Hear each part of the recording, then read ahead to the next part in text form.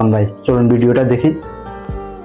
বিয়ে করছে, এখন বিদেশ গেছে। আমার কাছে হাতে পায়ে ধরে আমার গয়নাগাটি বিক্রি করে বিদেশ যাওয়ার পর আমার চিনেই না যে এখানে আমার জামাইটা আমি বিদায় দিয়েছি লাস্ট।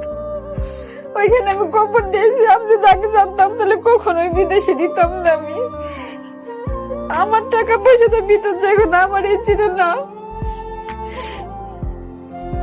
আমি কতটা দিন ধরে ওরা দেখি নাই। আমি হসপিটালে একা একা মৃত্যুর সাথে আমি পাঞ্চে লড়ছি। আমি কিছুদিন আগে অপারেশন হয়েছে। আমার জামাই এত ফোন দিয়েছি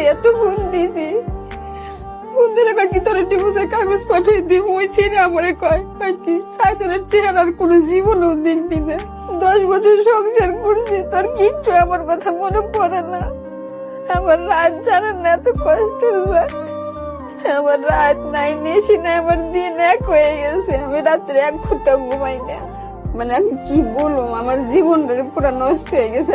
আমার কথা চিন্তা করি না, আমি চিন্তা করি আমার মেয়েটার কি হবে। আমার মেয়েটার জীবনটা নষ্ট হয়ে গেল। আমার মেয়েটার কি অপরাধ, ওই বাচ্চার খোঁজ খবর নেয় না। ওই মেয়েটা ময়না নিয়েছে, ওই মেয়েরা কয় কি যে ওটা আমার বউ। আমার মনে হয় আমি ওর বাদ দিতে পারবো, কিন্তু ওই স্মৃতিগুলো আমার পিস কখনো ছাড়বো না। খারাপ স্মৃতি, ভালো স্মৃতি সবকিছু আমার জীবনে থেকে যাবো।